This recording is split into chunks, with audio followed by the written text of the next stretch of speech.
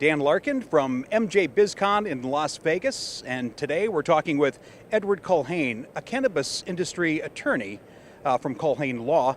Welcome to Cannabis News Update. Thank you, Dan.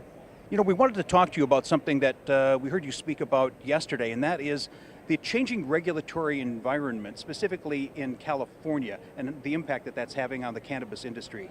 Can you tell us a little bit about that? Absolutely. We thought the regulatory system was getting calmer and more predictable in California. We've been operating under emergency regulations since January 1st that have been readopted, and we anticipated that these regulations were going to continue essentially in the same format. Just about 30 days ago, the proposed final regulations were published by the Department of Cannabis Control, and quite to many people's surprise, they came out with new restrictions on how many commercial cannabis operations currently conduct business through management agreements.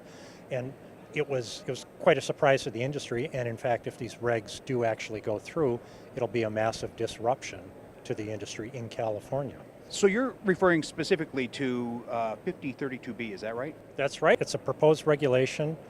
It was published about 60 days ago. The comment period ended on November 5th. Okay. If the reg goes into effect, it would essentially prohibit the use of trademarks trademarks owned by third parties in the distribution of cannabis in the state of California. Or put differently, there are cannabis growers and distributors who manufacture and distribute cannabis, but they do it under the brands of another party, say Willie's Reserve, that type of thing. So the proposed regulation, as written, is broad enough to prohibit that.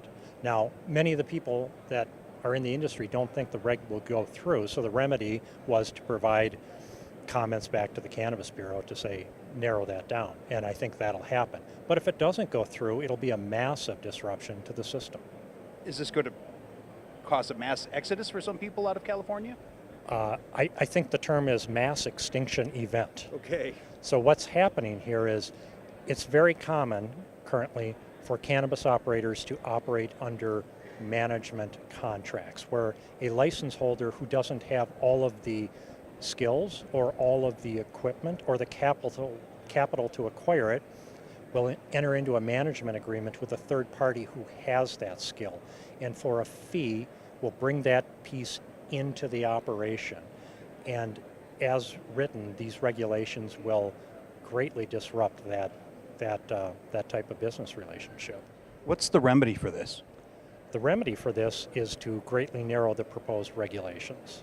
If you're a business, or if you're a cannabis business and these regulations go through, the remedy is, if you're a branding company, you're going to need to own a license to continue to distribute your goods in California under those brands.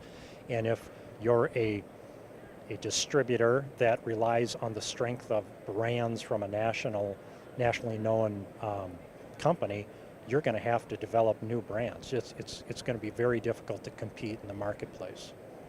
Thank you for sharing this information with us. It sounds like there's a lot that's going to have to be figured out, and you would probably agree with me that if people haven't, they should probably seek some professional legal counsel to be guided through this problem.